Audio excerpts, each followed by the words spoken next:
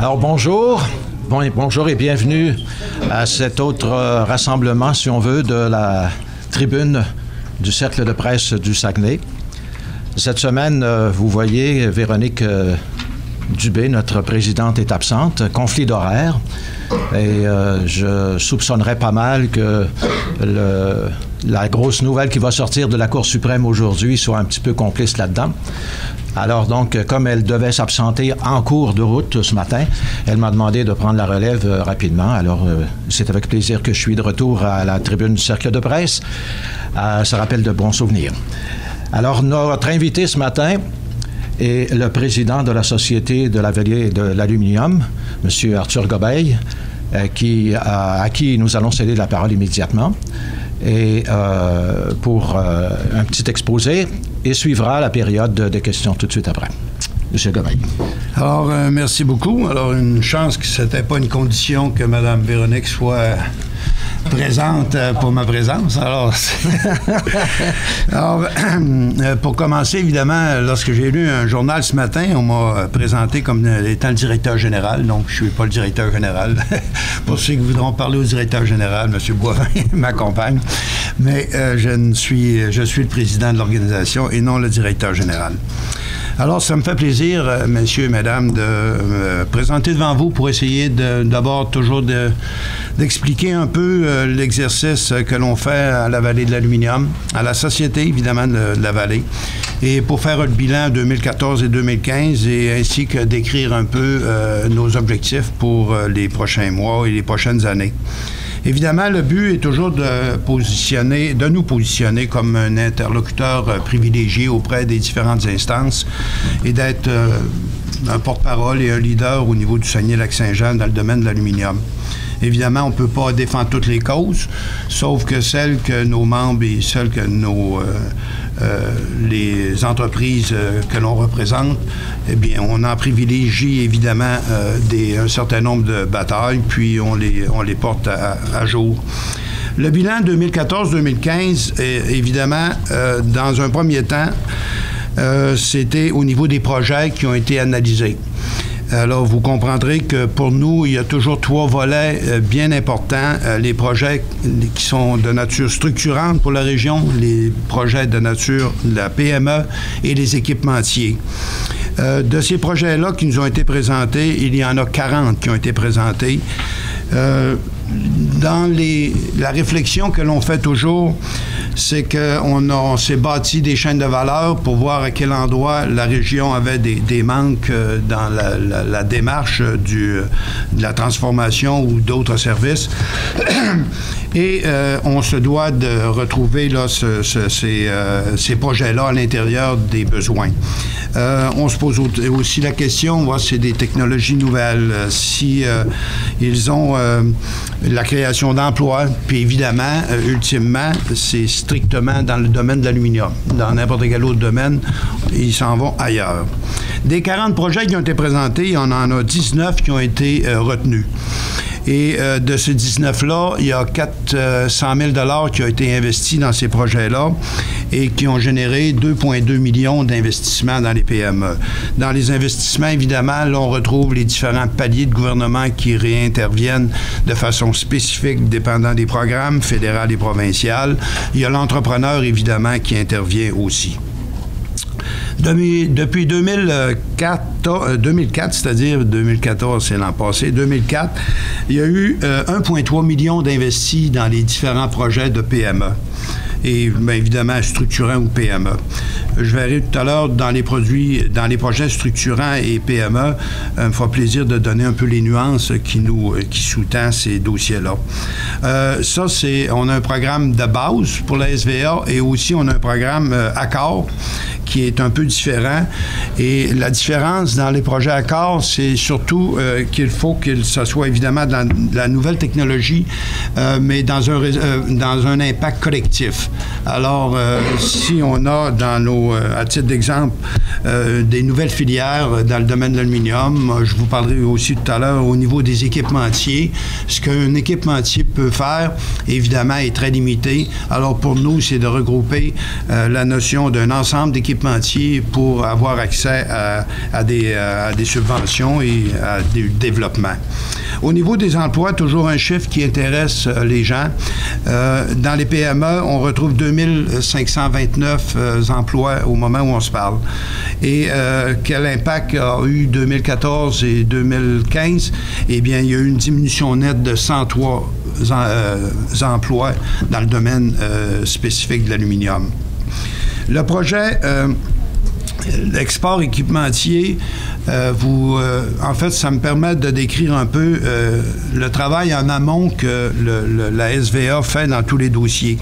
On vous a annoncé à un moment donné qu'on avait eu des subventions pour travailler sur connaître d'abord l'ensemble des équipementiers qui étaient dans la région du Saguenay-Lac-Saint-Jean. Suite à l'analyse de toutes les PME qui étaient ici dans la région, on a donné un mandat à une firme importante pour savoir à travers la planète quel pays en émergence pourrait utiliser l'expertise de ces équipementiers.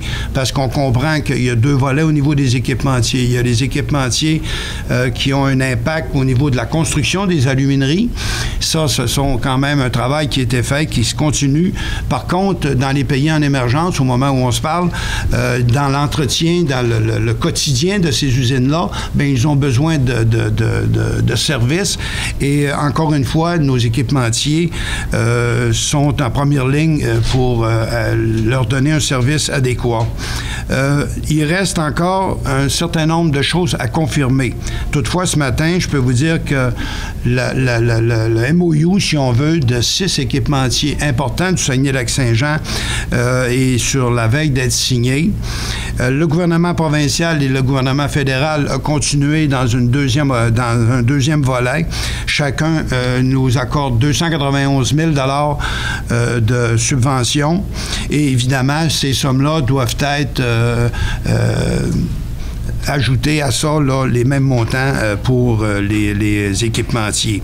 Alors, ce dossier-là, c'est tout ce que je vous dirai ce matin.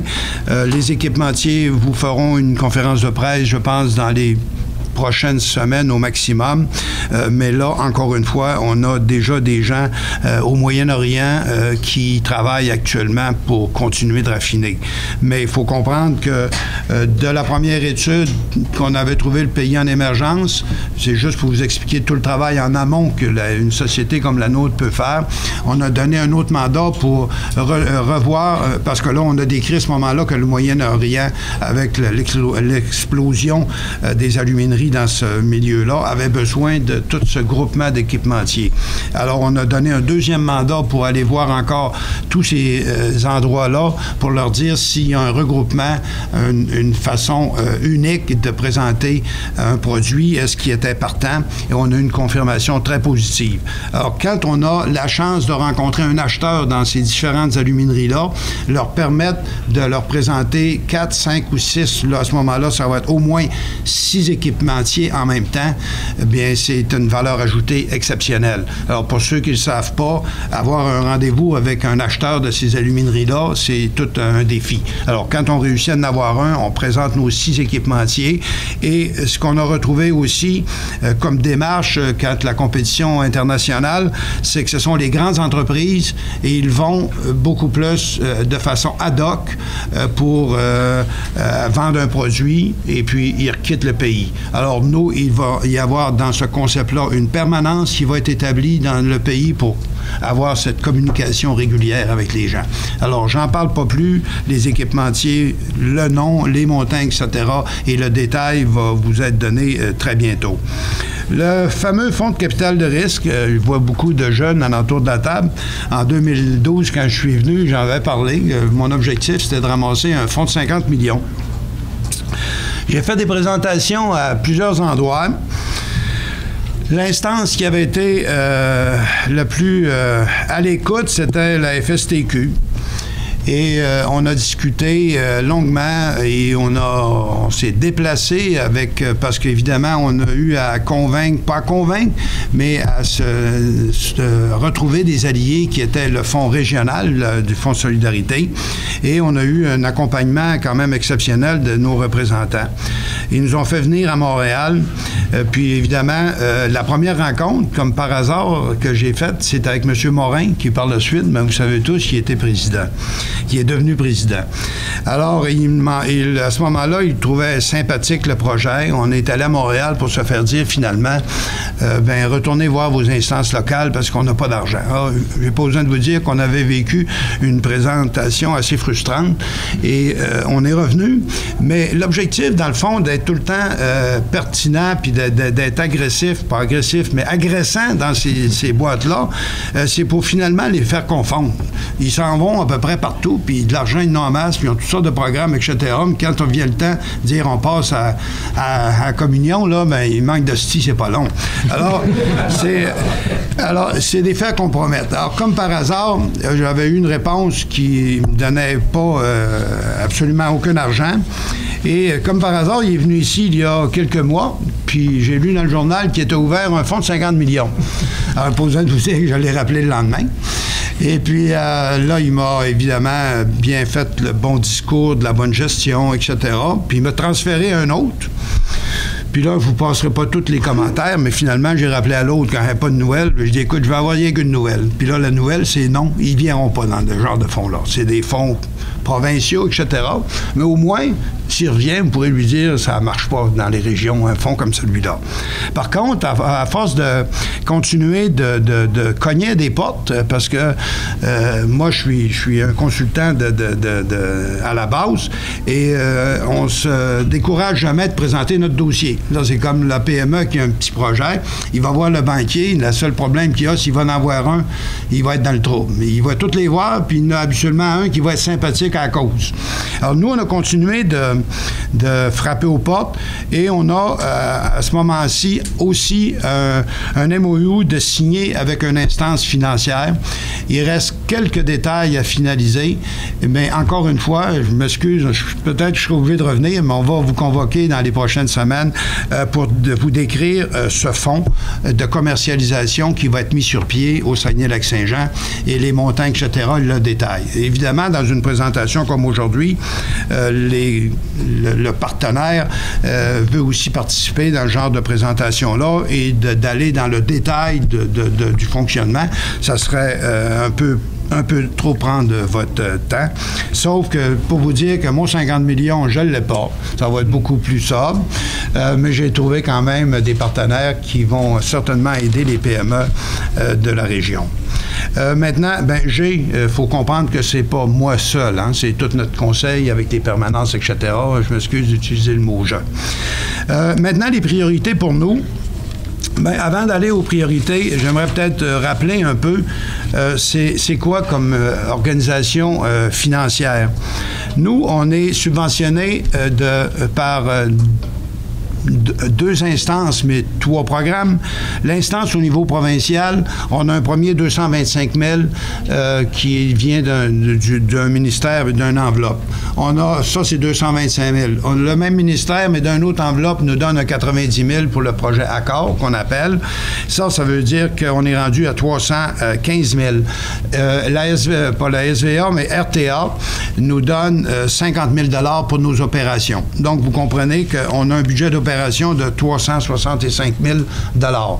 De 365 000, RTA nous offre aussi, nous met à notre disposition 200 000 $ pour les petits projets que je vous ai parlé tout à l'heure. Une PME dans l'aluminium nous présente son projet, il a besoin d'être finalisé comme plan d'affaires, comme recherche et développement, comme à différents niveaux. À ce moment-là, c'est tous des petits montants de 15 000, 20 000, 30 000. Il peut monter un peu plus élevé, mais ça prend une ampleur de dossier quand même pas mal plus important. Alors, c'est pour vous dire que globalement, dans l'opération, c'est 365 000. Il y a un 200 000 pour les projets. Maintenant, les priorités pour 2015 et suivantes. Encore une fois, j'utilise des mots. Finaliser le renouvellement du financement de la SVA. Alors, on est en discussion. Le financement, techniquement, est attaché. Il reste quand même un certain nombre de détails à finaliser. Et encore une fois, on pourra vous convoquer ou vous faire savoir quand ça va être définitif. Là, peut-être qu'il y a un élément qui est passé assez inaperçu dans le dernier budget. On nous annonce la fin du crédit d'impôt de la vallée de l'aluminium pour 31 décembre 2015. Alors, dans notre démarche pour l'année qui s'en vient, on va faire des représentations pour qu'il y ait le maintien ou le prolongement de ces crédits de la vallée de l'aluminium. Les indices ou le rationnel qu'on discute, évidemment, on a subi la coupure de 10 % que tous les organismes ont subi au Québec. Et j'en fais pas mention parce que si on croit à ce qu'il y ait un certain redressement de nos finances, ben si nous, on n'en paye pas une partie, il y a quelqu'un d'autre qui va être obligé de payer pour nous autres. Alors, on a accepté volontairement ce genre d'approche-là. Maintenant, dans les crédits, dans le dernier budget, on a continué de donner des crédits à la Gaspésie. On a continué de lui donner on a diminué de 18 à 15 %, mais on lui en a laissé quand même. On a pris au niveau du tourisme, on lui a donné 30 %, et pendant ce temps-là, nous, on les a enlevés. Gaspésie, c'est à peu près aussi pauvre que nous, là. Je veux dire, en tous les cas, ça s'accepte. Mais quand je vois la multimédia qui est partie pour certains domaines de 28 puis monté à 35, j'essaie de comprendre le rationnel qu'une région comme la nôtre, qui a un créneau d'excellence, qu'on lui dit, c'est important que tu développes des PME et puis qu'on t'enlève les avantages, bien évidemment, on va continuer, je ne vous dis pas ce qui va arriver, mais on va certainement demander un certain nombre d'explications pour ce détail. Soutenir, évidemment, et promouvoir les entreprises dans la vallée. Je pense que pour ceux qui travaillent avec nous, on a des directeurs généraux qui sont à leur retraite techniquement. Donc, on a des expertises exceptionnelles dans nos permanents. Alors, ça a permis de donner une espèce de service conseil bien pratique là, à la PME. Il y a beaucoup d'appels qui vont se faire et ils vont retrouver des conseils vraiment pratiques là, pour l'évolution de leur entreprise. Évidemment, je vous ai parlé du fonds de commercialisation. C'est qu'il faut finaliser cette entente-là qui devrait arriver avant la fin de l'hiver. C'est à peu près ça, l'hiver, oui. Et finalement, il ne faut jamais oublier qu'on continue le financement de petits projets. Dans le dossier d'accord, je dis que je donnais un peu d'explication au niveau de nos projets structurants. Si on a aujourd'hui une usine d'extrusion, je vous ramènerai pour nous, il y a 10 ans qu'on a commencé à travailler dans ce genre de projet-là. Il était pour ceux qui sont près de l'aluminium, pendant 5, 6, 7 ans, qui se fermaient toutes ces usines-là au niveau des États-Unis. Alors, on avait abandonné carrément, sauf qu'on est toujours en veille pour voir l'importance. Et finalement, on a continué de maintenir avec nos contacts dans les expositions, etc. On voyait venir qu'il y avait un marché potentiel au niveau de l'extrusion. Et avec l'aide du fédéral et du provincial, beaucoup plus important, évidemment, du fédéral, il y a une usine pilote qui a vu le jour à Alma. Alors, avec d'autres instances. Mais je veux bien aussi mettre les nuances qu'on est loin d'être les seuls. On est toujours en amont. On travaille avec une vision bien long terme. Nous, on travaille actuellement sur les forges. On travaille sur les laminoirs, le moulage sous pression. Ce sont tous des dossiers qui se travaillent de très long terme, mais qu'on bâtit des dossiers pour voir les opportunités. Parce qu'une PME, moyenne, petite, n'a pas les moyens d'avoir cette veille stratégique-là. Et un organisme comme la nôtre, on travaille à détecter les opportunités. Et là, c'est dans les dossiers structurants, mais la même chose lorsqu'on va aller à du SELDOF ou on va aller à d'autres missions, c'est de faire quel genre de maillage ou technologie qui pourrait se marier aux entreprises existantes. Évidemment, d'assurer le démarrage, la continuité, parce que je vous ai dit tout à l'heure qu'il allait avoir une conférence de presse et la deuxième étape pour les équipementiers dans l'exportation, il n'y en avait pas beaucoup. Là, il va y en avoir 6 qui vont être à l'international. D'abord, il faut s'assurer qu'ils livrent un produit tout à fait exceptionnel, parce que nous aussi, on est partenaires dans ça, qu'on ne déçoive pas le Québec à l'international et qu'évidemment, si on part à 6, bien, si on peut l'augmenter à 10 ou à 12 ou à 15. Alors, globalement, avec le peu d'argent qu'on a, c'est à peu près les objectifs qu'on a. Vous avez pas mal de choses à raconter, à tout compte. Alors, première question, Marc Saint-Hilaire, Progrès Dimanche quotidien. Bonjour, M. Bobet. Ensuite, ce sera Laval-Gagnon. Alors, on est à la veille d'avoir une stratégie de l'aluminium présentée par le gouvernement du Québec.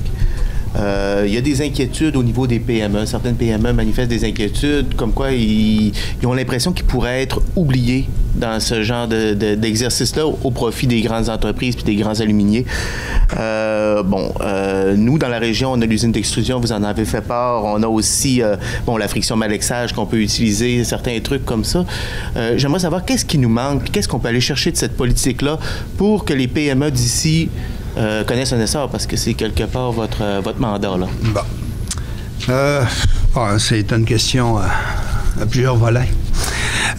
Écoutez, nous, le sujet fondamental qu'on a déjà présenté aux consultations d'automne, qu'on continue dans notre mémoire, c'est d'avoir accès à de l'aluminium. Et ça, une fois qu'on a accès, d'écrire dans quelle équation on va être capable de l'acheter. Il y a 2 volets fondamentaux dans cette démarche-là. C'est que le prix de l'aluminium, d'abord d'y avoir accès, c'est beaucoup plus complexe que les gens peuvent le comprendre. OK? Pour partir d'une PME, le besoin en aluminium, là, ça va être 3000 tonnes, 2000 tonnes, 5000 tonnes. Et tu t'en vas discuter avec un vendeur qui vend 100 000, 200 000, 300 000 tonnes. Alors, on comprend-tu que toi, tu veux t'acheter une petite voiture à 12 000 $, puis tu vas voir les Ferrari. La jonction de savoir quelles sont les demandes de l'acheteur, puis quelles sont les conditions du vendeur, bien, c'est un monde. Donc, il faut réussir à trouver comment une formule facile de le faire. Alors ça, c'est au niveau d'avoir accès et d'avoir le paiement. Maintenant, pourquoi dans l'équation, à quel prix qu'on a? On peut bien te le donner, mais à partir du moment qu'on dit c'est au prix du marché qu'on te fournit cet aluminium-là. Il faut comprendre comment est bâti le prix de l'aluminium. Là, je ne suis pas un expert, je suis rien qu'un comptable, mais il y en a encore plus compétent que moi qui pourrait l'expliquer. Tu as le LME, puis tu as le Midwest. OK? Ça veut dire que tu as le prix de base, puis tu as le prix pour rendre ta matière première dans un entrepôt mondial, puis là, techniquement, elle est à Chicago. Bon, donc, tu achètes ta matière première, et elle est livrée à l'intérieur de ton prix. Le prix de transport, il t'amène ta matière première à l'usine. Alors, si moi, je veux partir à une usine quelconque, bien, ma matière première, j'ai pas d'avantage. Je suis à côté du métal, mais j'ai pas d'avantage. Je le paye au prix du Chicago. OK? Sauf que pour aller porter mon produit fini, là, il est à mes frais. Alors, c'est cette équation-là qu'on essaie de faire des représentations, comment on peut ajuster. Parce que moi, quand je m'en vais n'importe où, là, à travers la planète, puis je dis, écoute, on a des avantages importants. Puis le gars, là, ou la madame décide de faire son plan d'affaires, ben, Arthur, d'après moi, là, tu serais pas mal mieux dans le coin du Kentucky ou quelque chose de genre. Je suis à côté de mes marchés potentiels, puis je suis à côté de mon approvisionnement. Alors, mais ça ne nous enlève pas le goût de se battre puis de continuer d'en avoir, puis on va en avoir. Sauf qu'il y a quand même, fondamentalement... Alors, on veut pas mettre juste des plasters ou une aspirine sur un bobo. On veut essayer d'attaquer le problème de fond. Je ne sais pas si ça peut donner une espèce de réponse. Prochaine question, Laval-Gagnon, puis Julie Bergeron. Oui, sur le fond de l'ensemble de la situation que vous venez de décrire là, depuis tantôt, on va dans quelques mois là, tenir un sommet économique qui est en cours de préparation. Est-ce que, et sur la base de ce que vous voyez de votre point de vue là, du développement là, de la filière aluminium et tout ça, dans un premier temps, est-ce que vous avez été associé un peu à la préparation du sommet d'une part? Est-ce que vous allez présenter des revendications précises? Et finalement, parce qu'il est organisé par le gouvernement, ce sommet-là, qu'est-ce que vous attendez? Quels sont les grands axes ou les grandes mesures que vous souhaiteriez qui ressortent de ce sommet-là, de votre point de vue là, de la société? D'abord, on était associés, oui, définitivement, cet automne aux consultations, à la visite de M. Couillard quand il est venu à l'Outaouais-Chicoutimi. On a participé activement, je pense, à toute cette réflexion-là. Pour le sommet, on a donné un mémoire et fondamentalement, c'est un peu dans nos objectifs, comme je disais tout à l'heure. D'abord, assurer le renouvellement de toutes assurer le financement qui devrait, il est pas mal attaché, mais il reste quelques petites affaires. D'avoir des détails sur 30 quelques millions qu'on nous annonce, c'est pour l'ensemble du Québec. Alors, encore une fois, dans nos demandes, la demande numéro 1, c'est d'avoir accès à du métal et à un prix une équation de prix qui nous permet d'avoir d'autres avantages et évidemment les crédits de la vallée de l'aluminium. Ce sont des éléments moteurs si on veut développer éventuellement. Donc au sommet, dans le fond, les revendications sont connues et en place depuis longtemps, dans le fond. Oui. Ce qui pourrait aboutir au sommet, c'est uniquement d'annoncer certaines mesures que tout le monde demande depuis, j'allais dire, le siècle dernier, mais au moins... Ouais, il y a eu quand même beaucoup d'évolution parce que si on veut conserver cette importance du Saguenay-Lac-Saint-Jean, moi je pense que c'est pas arrivé, la vallée de l'aluminium et les créneaux d'excellence, c'est pas arrivé par hasard un matin en se levant. C'était l'effort des 20 dernières années des CQRDA de ce monde, des Transal, des chaires d'aluminium, du CTA, toutes ces petites structures-là, je dis petites, mais toutes ces initiatives-là. Et c'est à nous, dans notre mission, de continuer des petites victoires, des petites niches dans lesquelles il faut être présent pour que l'avenir, on puisse avoir... Alors, si on se laisse aller là dans des réformes provinciales, il faut s'inscrire à l'intérieur du concept provincial. Mais il faut quand même rester ce que l'on est comme réalité. Voilà. Julie Bergeron, Rouge FM. Dans votre discours d'ouverture, vous avez mentionné qu'on avait perdu la région 103 emplois dans les PME du marché de l'aluminium en 2014-2015. Est-ce que c'est la morosité économique mondiale? Qu'est-ce qui expliquerait ça? Et est-ce que vous voyez une reprise à plus ou moins long terme ou même peut-être à moyen terme? Bon, écoutez, la morosité économique mondiale, je pense qu'elle est là, définitivement. L'avenir... le contexte économique, ça reste toute à toile de fond. À partir du moment que ça va mal partout, c'est difficile. Pour nous, on reste toujours positif parce que je dis aux gens, si on fait rien, ça va être pire. Donc, on travaille avec les conditions économiques dans lesquelles on a. Et c'est pour ça que des projets comme les équipementiers, qui peut être très promoteur pour la région, parce que la grappe industrielle d'équipementiers que nous avons, ils vont comment pouvoir croître à l'intérieur d'une économie québécoise ou canadienne? Bien, ça va être à l'intérieur d'autres. Alors, tous ces projets-là, la plupart de ces gens-là, ce sont des équipements très spécialisés qui se fabriquent ici. Alors, est-ce qu'il y a une partie, si on vend 22 équipements à l'international, bien, ils vont se produire au Saguenay-Lac-Saint-Jean. Il ne faut jamais oublier que les centres de recherche qui sont tout à fait exceptionnels, on a des créneaux d'excellence ou des niches d'excellence qui sont exceptionnelles, mais il faut voir les opportunités. Alors, dans la transformation, quand même, on a quelques projets qui sont promoteurs. Mais moi, je vois l'avenir quand même assez intéressante là, dans les domaines qu'on se donne comme objectif. D'autres questions? Oui, Marc? Marc Saint-Hilaire.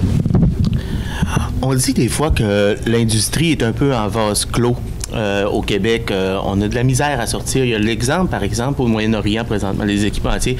Est-ce que ça devrait, justement, être multiplier ces efforts-là vers l'étranger? Je parle des États-Unis aussi. Je pense que notre présence n'est pas très éloquente aux États-Unis. Tout ça, est-ce qu'il y aurait des démarches comme ça à faire pour les équipementiers, mais aussi pour les transformateurs de la région, là? Oui, de façon importante. Et ce que parce que, écoutez, la question qui me revient toujours des différents ministères, M. Gobeil, le concept des équipementiers devrait être couvrir le Québec, etc. Il faut regarder comment l'exportation a pu se faire dans le temps. OK? Bon. C'est quand tu as un produit unique, on a des entreprises exceptionnelles au Saguenay-Lac-Saint-Jean qui font de l'exportation, mais il y avait un acheteur unique qui connaissait son produit puis il pouvait exporter. Bon, tous les secteurs, la grande entreprise qui peut exporter, elle a toutes les ressources pour exporter.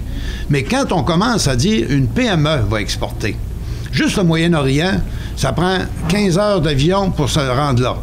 Hein? Comment une PME, pour se rendre là, et les investissements qu'elle devra faire pour connaître les habitudes du pays, etc. Donc, ce modèle-là, je dis, on va prendre le temps de le mettre en place, de le rendre efficace et fonctionnel, puis définitivement, parce qu'il n'y a pas juste les équipementiers dans le primaire comme on a là. Le Québec possède beaucoup d'autres activités ou d'équipementiers qui pourraient fournir, et il n'y a pas juste le Moyen-Orient. Si on regarde les États-Unis au moment où on se parle, que l'économie explose, bien, il y a probablement des endroits où on pourrait être présent. Bon, il y a d'autres pays qui nous ont même appelés. Ils ont dit, le modèle le Moyen-Orient, on pourrait-tu venir le mettre chez nous?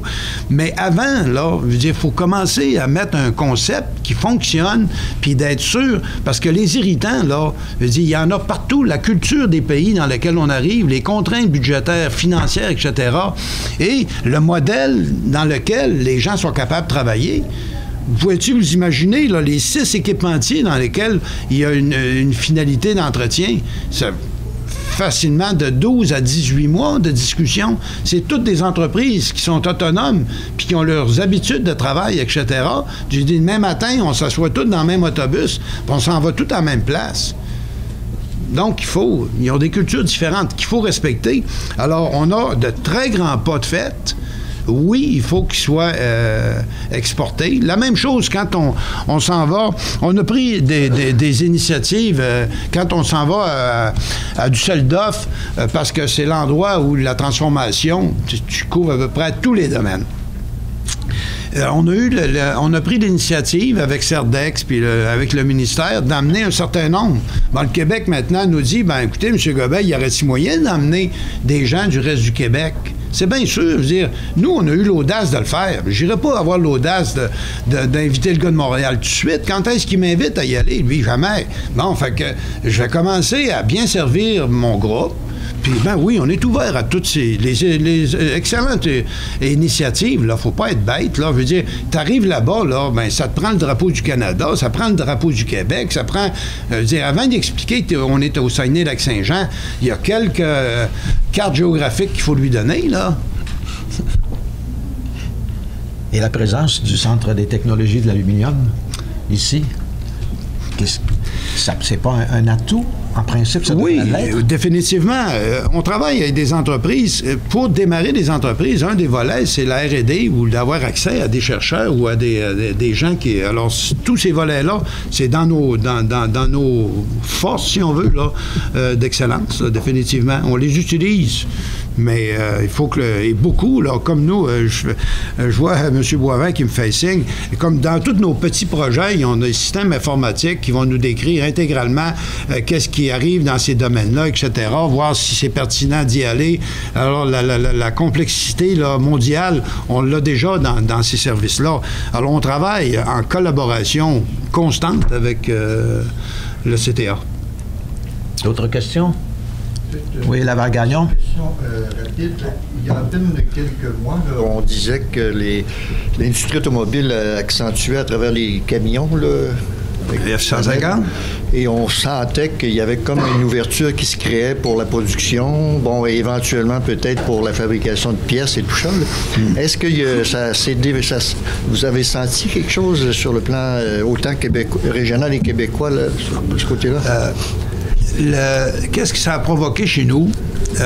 C'est que quand on analyse le marché actuel, c'est définitif que le marché de l'automobile va prendre une augmentation importante. Et dans les laminoirs qu'il y a en Amérique du Nord, on comprend qu'ils ont déjà des contrats signés, des grands laminoirs, pour des dizaines d'années d'avance.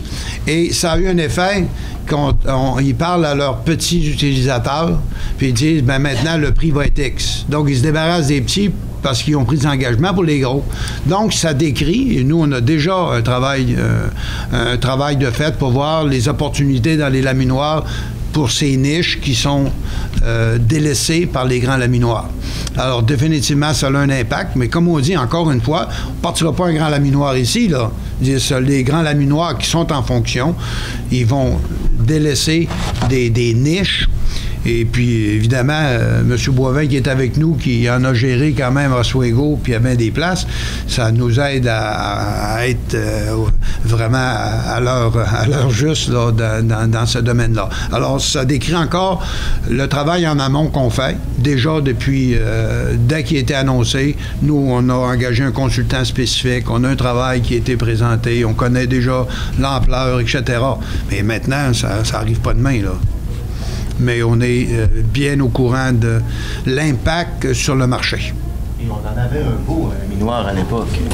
Est-ce qu'on aimerait en avoir un comme de la même dimension? Moi, je suis nettement incompétent pour vous décrire ça. Maintenant, on avait le gestionnaire, M. Boivin. Je ne sais pas, parce qu'il faut toujours garder une réserve, parce qu'on ne représente pas Novelis. M. Boivin... Et là, la question, elle est faite que est-ce qu'on peut réouvrir techniquement ce laminoir-là dans le domaine de l'automobile? Dans le domaine de l'automobile? Oui, c'est un peu ça qu'on a comme question. Juste un petit moment, le temps que le microphone se rende jusqu'à vous, M. Boivin. Voilà. Merci. En respectant évidemment on ne parle pas pour Novelis, on parle comme...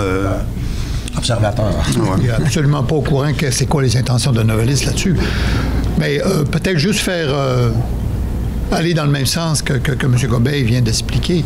C'est évident qu'il va y avoir une demande pour des produits niches, des produits avec des technologies à petit volume. C'est évident que les grands laminoirs de ce monde vont se consacrer à faire plus de laminage pour les grands utilisateurs comme Ford, GM et nommez-les. Ça crée des opportunités pour d'autres personnes, d'autres entreprises dans les régions. Et c'est dans cet égard-là qu'à l'heure actuelle qu'on a mis beaucoup de temps, beaucoup de réflexion à travers la dernière année pour nous permettre d'avancer dans ces nuages-là qui bougent constamment. Bon, concernant le laminoir qu'il y avait ici, je vous dirais, je n'ai rien à dire, là. J'ai absolument aucune nouvelle là-dessus. Moi, ce que je veux dire, c'est pertinent dans... Est-ce que ce serait utopique de croire qu'on pourrait en avoir un jour? Non, c'est pas utopique. De cette dimension-là. C'est pas utopique du tout. Okay. Et ce qu'il faut, c'est qu'il faut que ce soit des technologies qui sont adaptées à ce qui se passe dans le marché actuel. Et ce qui se passe dans le marché actuel, c'est que les futurs laminoirs vont être flexibles, capables de produire des alliages, des dimensions, capables de fournir des produits finis à petit volume, en quantité petite, mais juste à temps. Vous savez, en Amérique du Nord, le marché des produits laminés est de 4 millions de tonnes. C'est immense comme marché. De ces 4 millions de tonnes-là, il y en a au moins 500 000 tonnes qui sont dans des produits nichés, qui sont délivrés essentiellement par tous les laminoirs du monde. 500 000 tonnes, faites l'équation, c'est possible qu'une région a développé un savoir-faire, aille chercher 40, 50 000 tonnes, ça demeure quand même juste 10 % du 500 000 tonnes d'un produit niché. Oui, il y a de la possibilité. Il faut être créatif. C'est bien sûr que ça prend aussi des entrepreneurs capables de porter ça. Hein. C'est quand même des investissements qui ne sont pas négligeables. Mais dans des produits nichés, dans des technologies nichées, on ne parle quand même pas d'investissements de milliards. Là. On parle d'investissements qui sont plus dans les ordres de millions. C'est sûr que si on parle de production à haut volume, bien là, on parle des investissements de 3-4 milliards. Là, c'est plus compliqué. Alors, dans notre veille, je voudrais souligner aussi qu'on a les Chinois. Hein? Alors, on continue de faire une lecture de l'activité mondiale de tous les domaines. Là. Parce que si on veut être à fine pointe de l'information puis de conseiller adéquatement, parce qu'avec les budgets qu'on a là, je veux dire, c'est sûr que ça nous prend des partenaires en bout de piste. Là. Alors, si on veut lui donner leur juste puis donner une information, bien, il faut essayer d'avoir la vision mondiale. Si vous me permettrez, M. Gobey, peut-être juste rajouter un autre point d'information, M. Saint-Hilaire. Il y a des pièces forgées aussi. Oui. Ça, les pièces forgées, c'est aussi des marchés de niche à petit volume, mais quand même qui nécessitent un savoir-faire qu'on a ici avec l'aide du CTA et de tous ces gens-là. Donc, il ne faut pas non plus focusser juste sur une manière de faire les choses. L'automobile, c'est vaste, c'est complexe. Il y a beaucoup de pièces à l'intérieur d'une automobile. Et il y a de la place pour la vallée d'aluminium dans tous ces domaines-là. Marc Saint-Hilaire, je pense que tu avais une sous-question. Ça va? OK. Une nouvelle aluminerie à Dolbeau-Mistassini, c'est réaliste ou politique pas mal? Alors, écoutez... Est-ce qu'on ne devrait pas aller justement dans le domaine de la transformation plutôt que de chercher une grosse nouvelle usine? Non, je ne peux pas m'aventurer, évidemment, ne connaissant pas l'ensemble du dossier. Pour moi, j'ai aucune information qu'on va en avoir une là. Maintenant, si c'est apparu quelque part, il doit y avoir des gens qui ont des éléments en main pour dire que c'est un projet potentiel. Mais évidemment, je suis un peu comme l'ensemble de la région. T'as la P60 qui a encore de la place un peu. Là. Je veux dire, on n'a rien qu'une phase de fête. T'as Alma qu'on a juste à connecter le fil de... pas le 220, là, on va mettre au moins du 550. Là. Alors, j'ai les mêmes questions, mais j'ai pas plus de réponses que les gens. Puis... M. Gobey, vous siégez également au sein d'Alu-Québec, qui est la grappe de l'aluminium du Québec. Ouais. J'aimerais que vous me parliez un petit peu où est-ce qu'on est rendu dans ce dossier-là, vers quoi qu'on s'enligne, puis parce que là, on a parlé des projets régionaux, mais j'aimerais savoir au niveau du Québec, là, comment est-ce qu'on s'enligne dans l'industrie, là? Bon, écoutez, d'abord, Alu-Québec était bâti pour essayer d'asseoir ensemble les grands acteurs de l'aluminium du Québec. On s'est donné comme objectif de doubler la transformation de l'aluminium dans les 10 prochaines années. Et les chantiers, on s'est donné des grands chantiers pour voir qu'est-ce qu'on pouvait faire. Le premier chantier, évidemment, c'est le transport. Bon, puis on l'a vu un peu, on s'est donné, nous, un projet à un moment donné pour les wagons. Parce qu'avec les mines du Nord, etc., comment il y avait de la problématique au niveau des wagons. Donc, bon, évidemment, les chemins de fer et les wagons, là, ça peut être un projet québécois.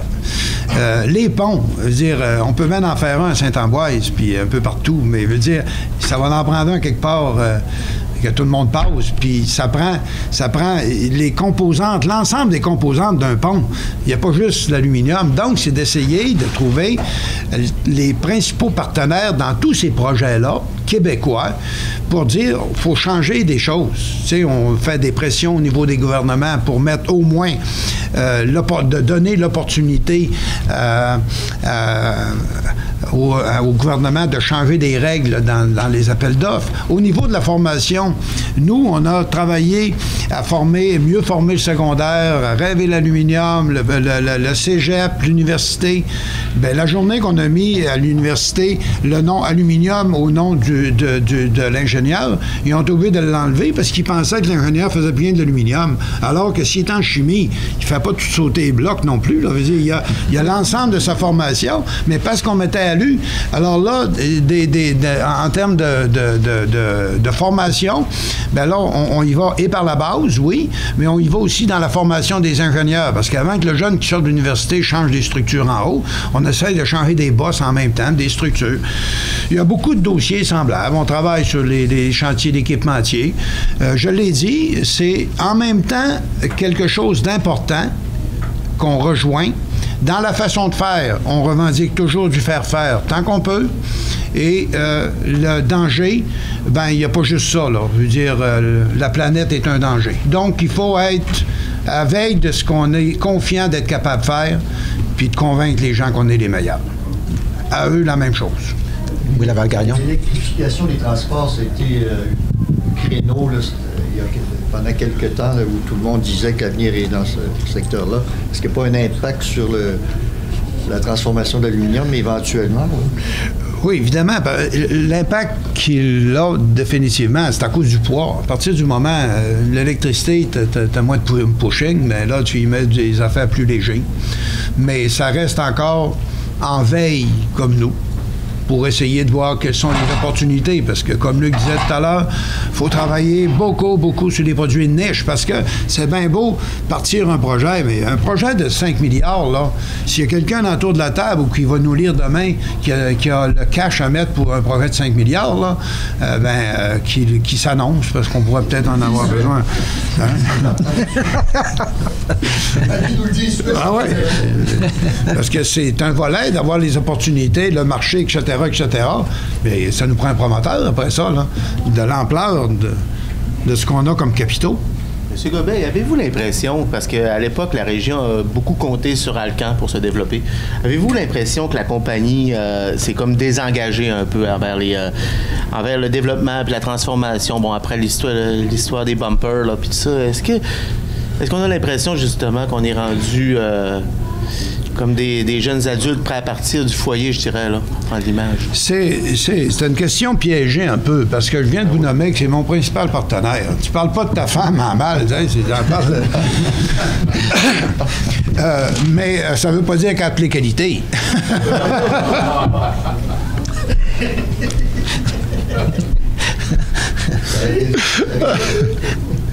Et si on va dans le domaine du rêve, si on va dans le domaine du rêve un peu, oui. Ça serait-tu pas beau, un pont Jacques-Cartier, un pont Champlain, c'est-à-dire à Montréal, oui, avec de l'aluminium dedans? Oui, définitivement. Ça sortirait un peu des sentiers battus, oui? Oui, quand je disais tout à l'heure, puis on travaille effectivement dans ces choses, mais là, on s'aperçoit que les composantes d'un pont, là, bon, est-ce qu'on va travailler sur le tablier, on va travailler sur telle affaire? On s'aperçoit que mettre des lampadaires sur la lumière pour éclairer le pont, c'est contre le code de la route. On ne peut pas mettre un lampadaire en aluminium parce que ça contrevient aux règles. Alors, quand tu t'attaques à des démarches, là, tu t'aperçois, là, bon, c'est un peu comme le CQRDA quand il a fait faire le toit, là, l'aréna de l'université. Dans le code de construction, il n'y a pas personne qui pouvait toucher à l'aluminium. Alors là, il fallait donner l'accréditation à ces gens-là pour le faire. Alors oui, ce sont des modèles, mais écoutez, on a des études de fait au niveau des ponts, là, que ce soit aux États-Unis ou au Canada, il n'y a pas juste le pont Champlain. Ça, c'est le trophée peut-être, mais il y en a des passerelles puis des ponts moyens de façon incroyable, le nombre qu'il y a à faire dans les 10 prochaines années.